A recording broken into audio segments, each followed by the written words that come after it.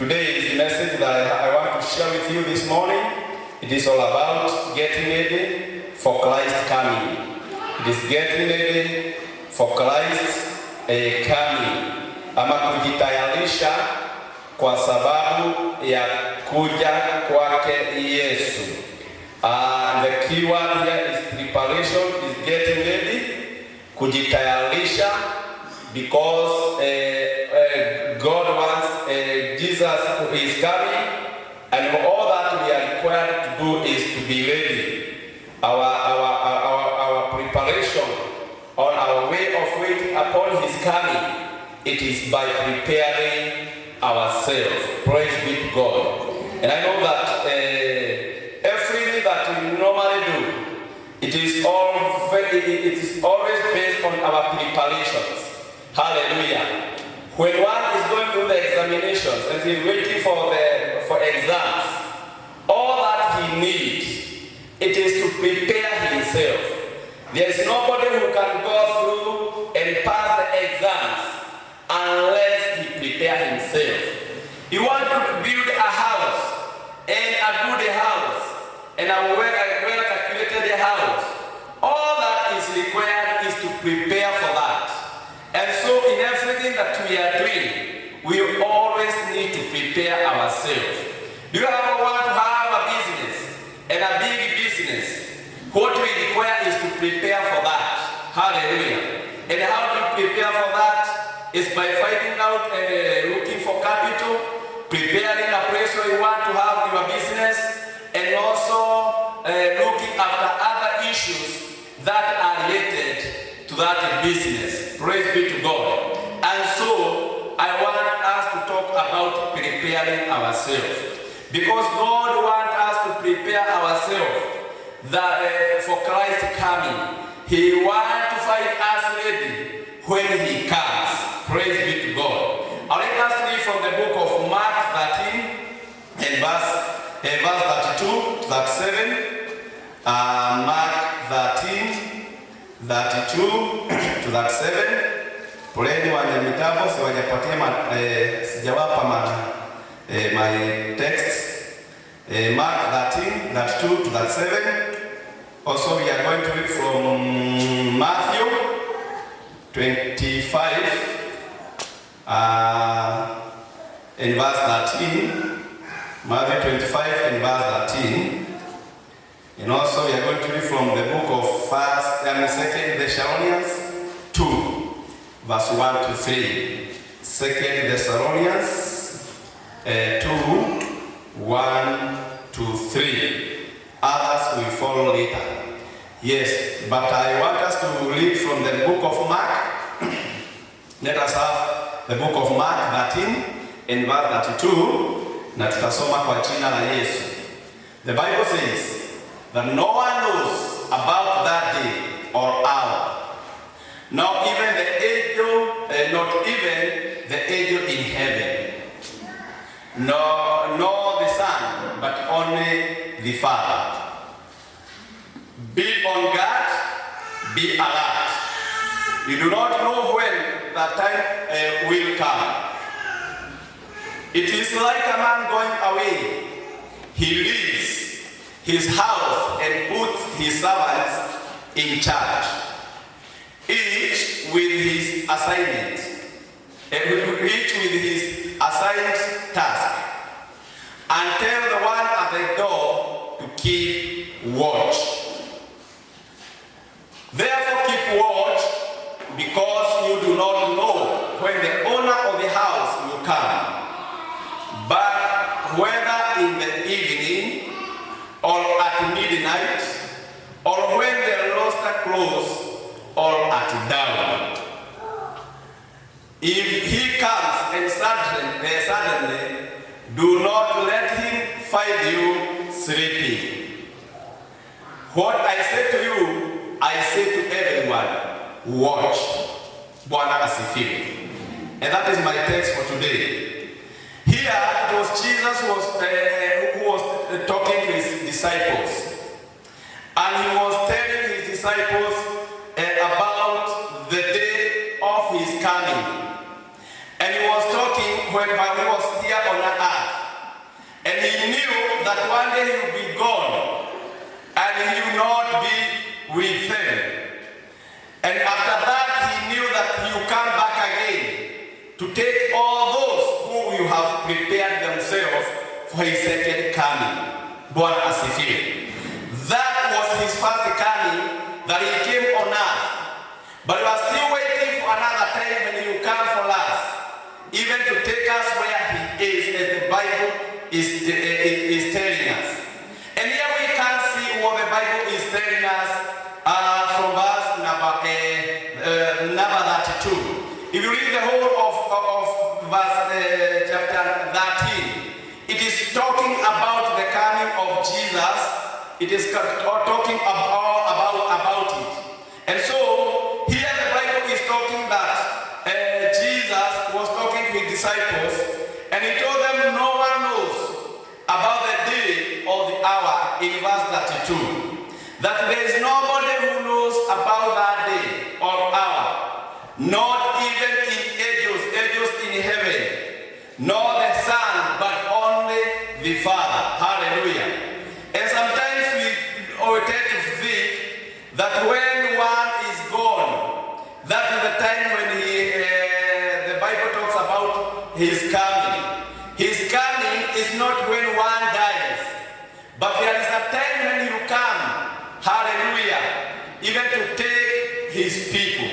And so here I want to tell you that Jesus was talking about his coming, that nobody knows the second coming of Jesus, when it will be.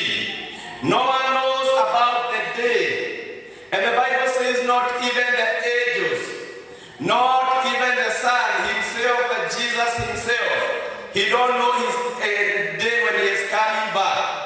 But the Bible says that but the Father, hallelujah, it's only the Father who knows about the coming of his Son, the second coming of his Son, Jesus Christ. Hallelujah. And the second verse, number 32, the Bible reads, number 33, that the Bible says that be on guard, be alert. You do not know when that time will come. Hallelujah. And here Jesus said that be on guard. Another thing that Jesus was telling his disciples is that be alert. Hallelujah. Yeah, he told them to be on guard, and he told them to be alert. Hallelujah. You know, when wakati mpokuwa tunakimbia mbio, wakati tunaambia tuwe alert, yani tuwe sasa tayari.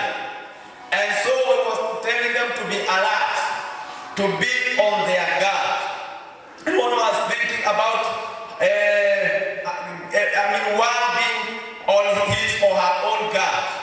It is taking of yourself, guarding your heart. Hallelujah. You know the Bible says that zaidi ya mambo yote ulinde roho yako, maana ndiko sababu nini? Chemchemi za uzima. Hallelujah. And so what we need to do, it is to guard our ways. It is to guard our heart. It is to guard our thinking. Hallelujah. Because we should always be aware that one day we are not going to be here. One day Christ is coming. And so he told them to be on their guard. And again he told them to be alert. Hallelujah.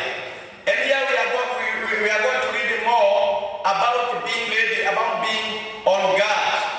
And the Bible says you do not know when that time will come.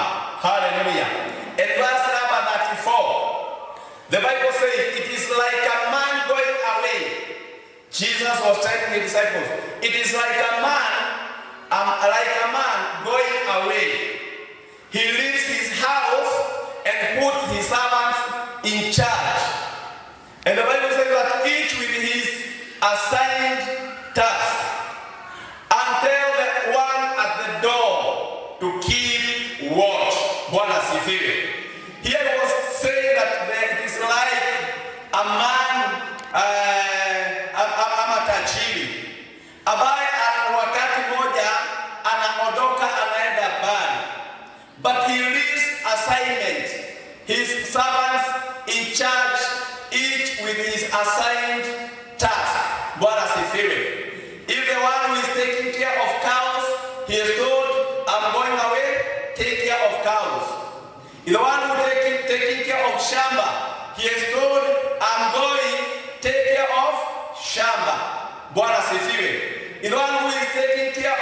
chickens. He is saying, I'm going away, take care of the chicken. Because the Bible says that he will let everyone with his assigned task. Bwana asifiwe. And then he went, but before he went, and then tell the one at the door to keep watch. Hallelujah. Yeah, there are three words that I would like us we note it. That one is to be on guard. Another one is to be alert. And now here it was the man was told to keep watch. Bwana asifiwe. And then he went away. But here the Bible is I was meditating and I was thinking, why did he give his assignment? But each and the one in the gate was told to watch. Bwana asifiwe. Verse number 35, what does it say? It says, therefore keep watch, because you do not know when the owner of the house will come back, whether in the evening or at midnight, or when the roster closes, or at dawn. Praise be to God. And that he was telling them, each and every, whoever is assigned for cows, he was told to keep watch.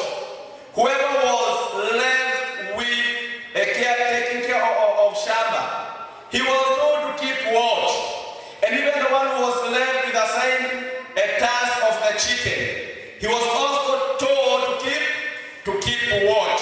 Bwana asifiwe. But he never said when he was leaving them, he did not tell them to keep watch, but he told the one at the gate to keep watch. Bwana apewe sifa.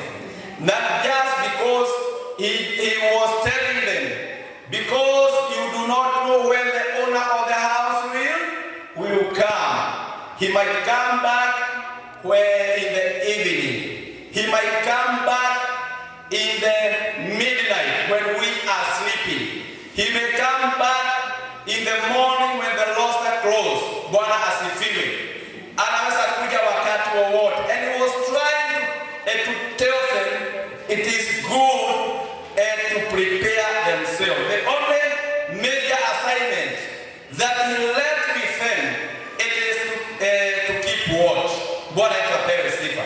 It is to prepare themselves, because I do not when the time the master is coming. And here when I was looking, I could see that the man who was in charge of the shamba, he could always keep on doing whatever he is assigned for, because he don't know when the master will come. Whoever was assigned in every area, the gardener, whoever is taking care of flowers, whoever was taking care of chickens, whoever was taking care of cows, what he required is always to be in his job, because he don't know whether the master will come next hour, whether the master will come at midnight, when he didn't know if the master will come in the morning. So what was needed for him, it is always to be prepared. Praise be to God. And here we want to say that Jesus Christ is coming. And I always say that we were told that Jesus is coming. And by the time when I heard about the coming of Jesus, I can remember I was in the Sunday school. And we could think that Jesus was he is coming in the next week or next month. Praise be to God. And the teacher could tell us, just prepare yourself. Just do what God wants you to do. And when you want the way of preparing yourself, you must keep yourself busy in the work of God. Jina la Bwana tulipewe sifa. And here we can see that he told them, because you don't know, he might come in the midnight, he may come in the morning, he may come anytime. But what you need to do is to watch. Bwana tupewe sifa. To watch is to be alert, is to be aware that any other time else from now, he may appear. And I was telling Sunday school another day that every minute and every second when you see the synagogue, it is always the time that you should always be alert. Hallelujah. It is always a time of waiting upon our Lord Jesus. Praise be to God. And so here, 35, when he was concluding, he told them 34. Can you go to 34? It says that it is like a man, 35. Therefore keep watch, 36. If he comes suddenly, do not let him find you sleeping. Hallelujah. Usikubali akukute kama umefanya nini? Kama umelala. Hallelujah. Now 37, the Bible is saying that what I say to you, I say to everyone, watch. Bwana tupewe sifa. What we need to do is to be watchful, is to be alert that Jesus is coming. The Bible talks of Matthew 25 and verse 1. When you read from verse 1, the Bible, Matthew 25, the Bible talks of the 10 virtues. The 10 virtues. You can read the whole of that, but about the kingdom of God, it is like a 10 virtues. You may not read, but the Bible was telling us it is like the 10, like a wedding. He was talking of a heaven. At that time, the kingdom of heaven will be like a 10 virgins who took their lamps and went out to meet them, the bridegroom. I don't know about those days, manner it is like the weddings were done at night, but here the Bible says that the kingdom of God ilikuwa inafananishwa na hao wanawali, na Bible inasema kwamba the wanawali 10, and the Bible says that the 10 of them walikuwa wenye busara na wa 10 walikuwa na nini? Walikuwa ni wajinga semi. But the Bible says that they waited for the bridegroom and they tasted and they took their time waiting. Bwana sifiwe. They all prepared themselves. They kept everything ready that when the bridegroom comes, they all just go out. Now I'm lucky. Bwana asifiwe. But the Bible says tunaposoma twende mstari wake wa 3. Biblia inasemaje mstari wake wa 3? The foolish ones took their lamps but did not take any oil with them. Bwana asifiwe. It was just a kind of preparations, lakini it was a preparation of the foolish people. They carried their lamp, as the Bible is talking, is saying that they took their lamp, but all the same, even if they took their lamps, they did not took the oil with it. Bwana tupewe sifa. That the verse number 4, what does it say? That the wise, however, took oil in jars along with their lamps. Bwana sifiwe. But another five virgins, they carried the lamp, but also they carried an oil with them. Hallelujah. And so they were all preparing to kumkaribisha bwana harusi. But you can see there are those who are very wise, and we can see there are those who are not wise. Bwana sifiwe. And so as a people of God, what we need to do, it is to prepare ourselves, because we might not know when Jesus is coming. He may find us when we are not ready. He may find us when we are doing our own things. He may find us when we are not through with Him. But all that we need is to be watchful. I like the way I find the watchmen look in their gates, and they are always watchful. And if we give cause a calculation, you may find yourself katika hali mbaya, because you may find they are not ready, but those people wanakuwa ready. Bwana yetu apewe sifa. Japo kwa tunaona hawakuwa ready, but the wise soldiers, they are always alert. They are always ready. Praise be to God. But here we find that wale walibeba mafuta, but baada ya muda, verse number 5, what does the Bible says?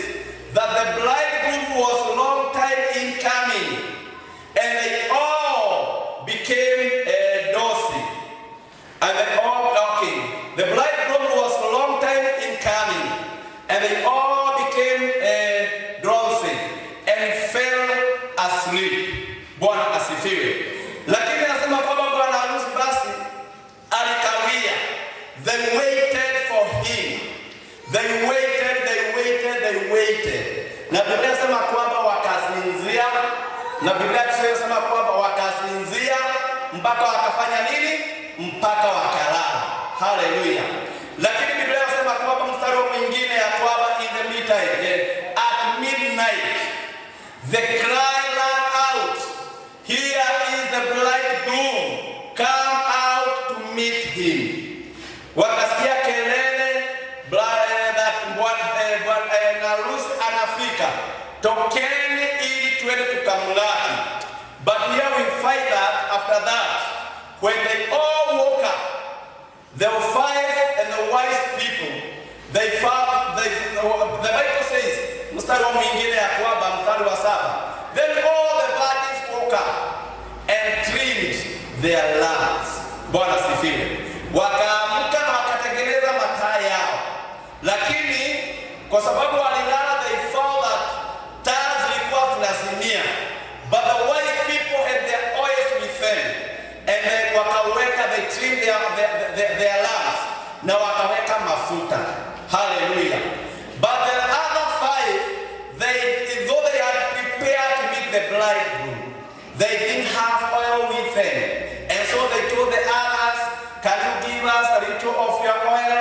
Hallelujah. Because our lamps are going out. And they were told, no, the oil cannot be enough for you and for us. Just go out and buy your own. Bwana asifiwe. And the Bible says that when they went out, when they came back, it was late.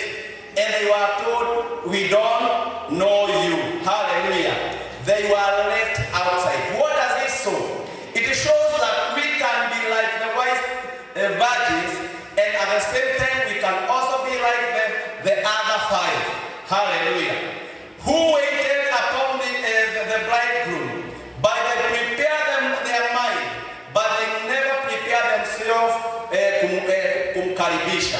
Bwana sifiwe. But one thing I know is that God, Christ is coming, and all that he need to find, it is people who are well prepared for his coming. Bwana asifiwe.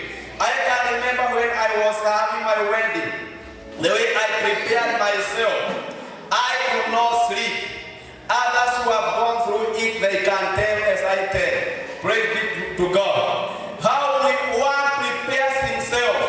He sleeps night, Friday or very late, just making sure everything is in order. Hallelujah.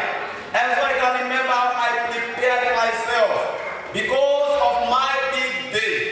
And I was preparing, I was doing everything possible, making sure everything will be okay. But all the same, we should be that way as we wait upon the coming of our Lord Jesus Christ. Hallelujah. We should make sure that we are through and right with God because of his coming. Praise be to God. And so here I want to say that one thing as we prepare for Christ's coming is that we should be on our guard. Hallelujah. We should guard our speaking. We should guard our ways. Hallelujah. Because of his coming, we should be alert. We should be alert, so that when the time comes, and it will say that time is now, I will not be going back to prepare myself, but I will just go and meet him. Praise be to God. Here the Bible talks of these 10 virgins, and when the voice came out, that The Bible says that they all woke up, but there are those who had not prepared themselves. We should prepare ourselves for our big day. A big day when Christ is coming, so that we may also be able even to meet him. Praise be to God. And in the book of Thessalonians, 2 Thessalonians 2. 2 Thessalonians. There we are. The Bible, Paul was writing to Thessalonians, and he was saying that concerning the coming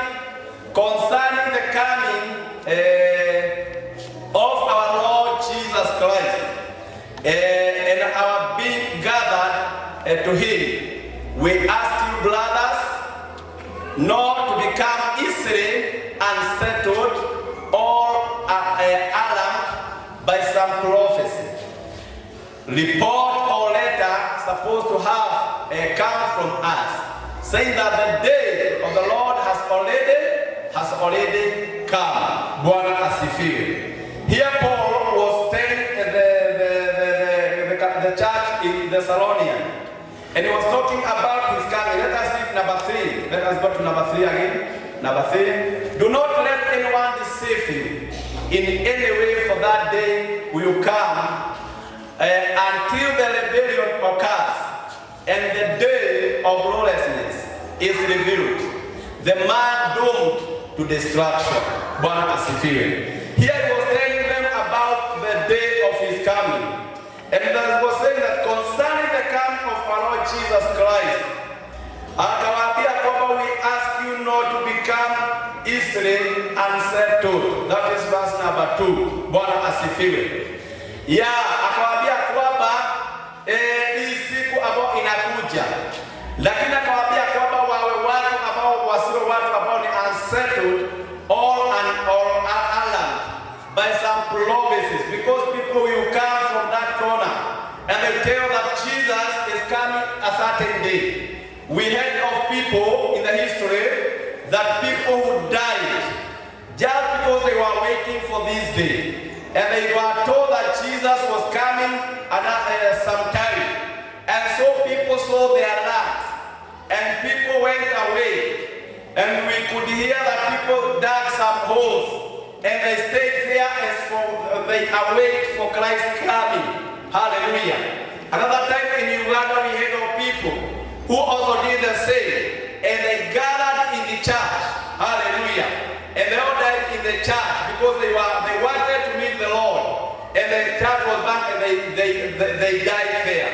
What I want to say is that people may come and tell you Jesus is coming a certain day, but one thing that we need to do is that we should not be unsettled. We should not be people ambao wa kupelekwa hapa na pale. And so as we are waiting for this day, tunasema kwamba be discerning. Yaani uwe mtu ambaye anafanya nini? Anaona kwa roho yake. Anaona roho ambayo inainuka, anaona roho ambayo inamwambia hivi na hivi. Yaani uwe na roho ya kudiscern, kujua kwamba the truth of this thing, ama kutokuwa na ukweli. Bwana asifiwe. And so I want to say that let us all be alert. Hallelujah. Na Biblia inasema even in the First Thessalonians and verse 5. First Thessalonians verse 5 and verse we can read from verse 1 to verse 11. Tusikie vile inavyosema First Thessalonians 5:1. The Bible says that now, brothers, about times and dates we do not need to write to you, for you know very well that the day of the Lord will come like a thief in the night. While people are saying peace and safety, destruction will come on them suddenly, as labor pain on a pregnant woman, and they will not escape. But you, brothers, are not in darkness, so that this day should surprise you like a thief. You are all sons of the light and sons of the day. We do not belong to the night or to the darkness. So then, let us not be like others who are asleep, but let us be alert and self-controlled. For those who sleep at night, and those who get drunk at night. But since we belong to the day, let us be self-controlled, putting on faith and love as breastplate, and the hope of salvation as a helmet. For God did not appoint us to suffer, but to receive salvation through our Lord Jesus Christ. Number 11. Number 11. Therefore encourage one another and build each other up, just as in fact you are doing. Bwana wetu apewe sifa. Hapa Biblia inasema hapo mstari wa kwanza, tunaporudi mstari wa kwanza, akasema ya kwamba enyi wandugu, akawaambia ya kwamba now brothers, about time and date, sina haja niwaandikie, baada ya kuandikia barua na kuwaelezea mambo hayo, lakini akawaambia kwamba hakuna haja niwaandikie, lakini akasema brothers, about time and date, we do not need to write to you. Bwana asifiwe. Maana hapo chini nasema ya kwamba mstari wa pili, that the second verse nasema, for you know very well that the day of the Lord will come like a thief in the night. Hallelujah. Ya kwamba siku hii itakuja, itakutokelezea kama mwizi. Sijui kama wewe uko na experience ya mwizi. Bwana asifiwe. Sijui kama usitamani sana kuwa na experience ya kuibiwa. Mimi nimewahi kwenda nikakuta kwamba nimeibiwa. Bwana asifiwe. Nikakuta kwamba duka iko wazi. And I said, wow, huku kumeingiwa. Bwana asifiwe. And nikatazama nikaona kwamba kumbe vitu zimekwenda. Bwana asifiwe. Na nilikuja kuambia mama yake, kumwambia it is very good because I did not find that man. Bwana asifiwe. Yaani nilikuta sasa anafanya nini? Anaiba. Hallelujah. Lakini nikajua ya kwamba kama nikalijua huyu mtu atakuja, ningekaa na kipanga hapo.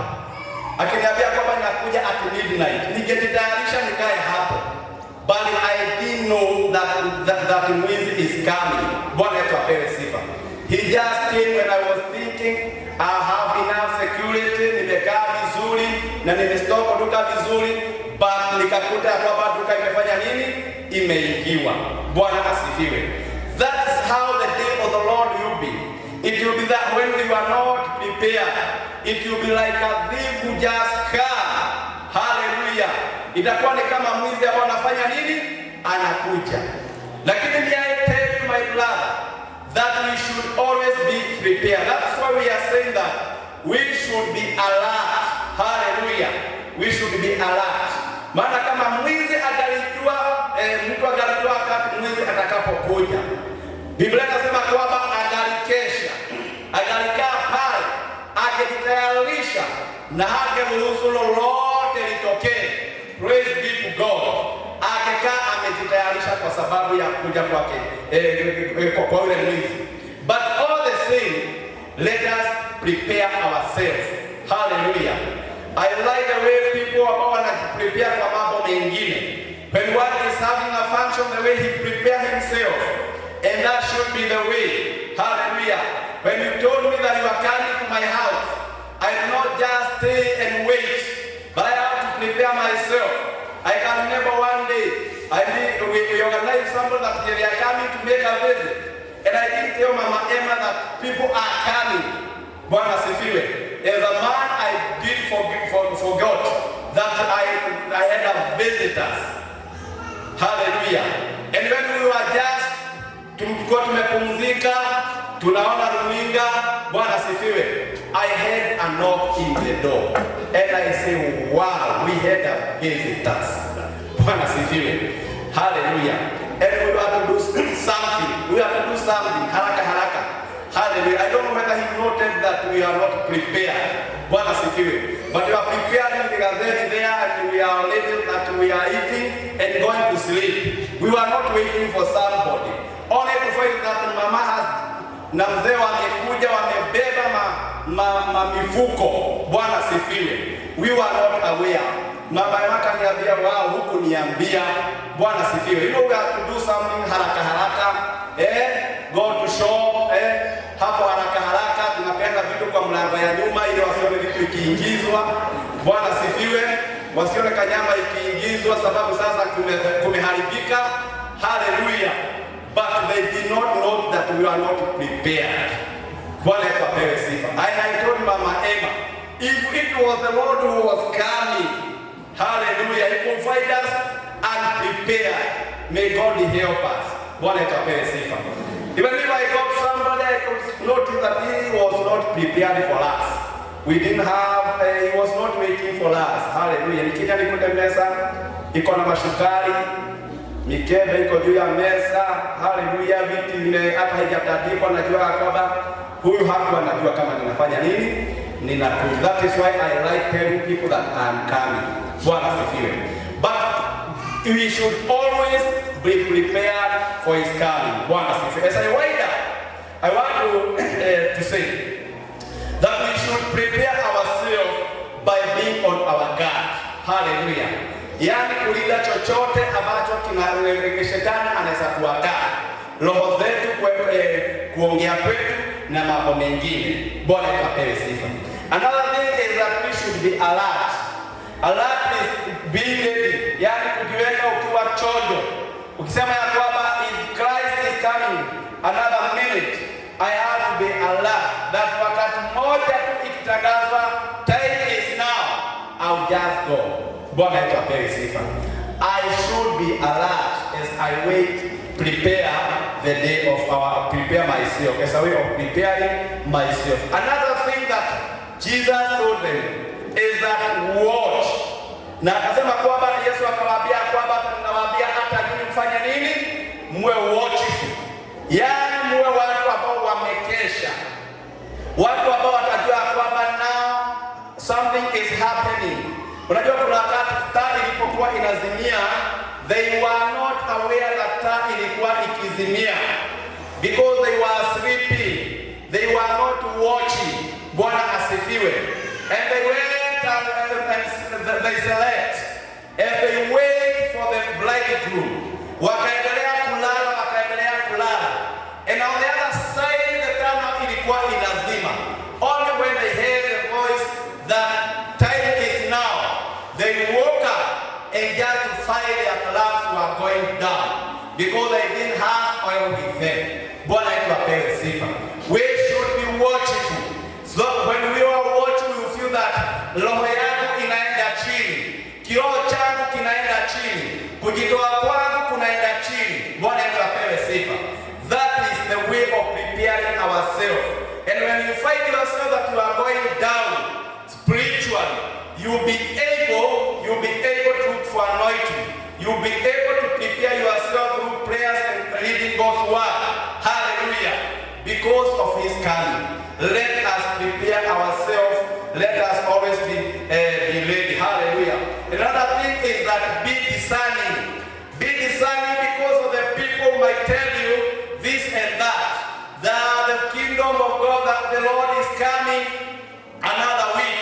The Lord is coming wakati fulani. Let us be discerning na kujua roho ambazo zinaweza fanya nini, zinatunenea. Hallelujah. Mambo mengine ambayo tunasema kwamba ni that we prepare ourselves, way of preparing ourselves.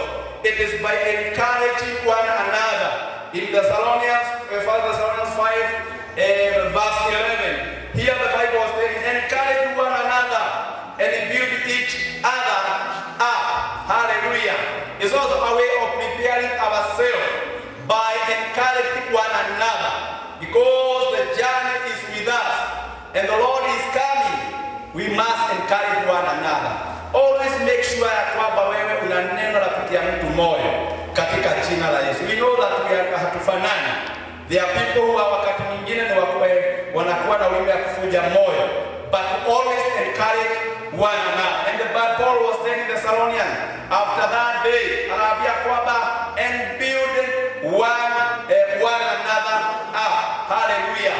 ujenge huyo mwingine, ili hata kumtayarisha kwa sababu ya the coming of our Lord Jesus Christ.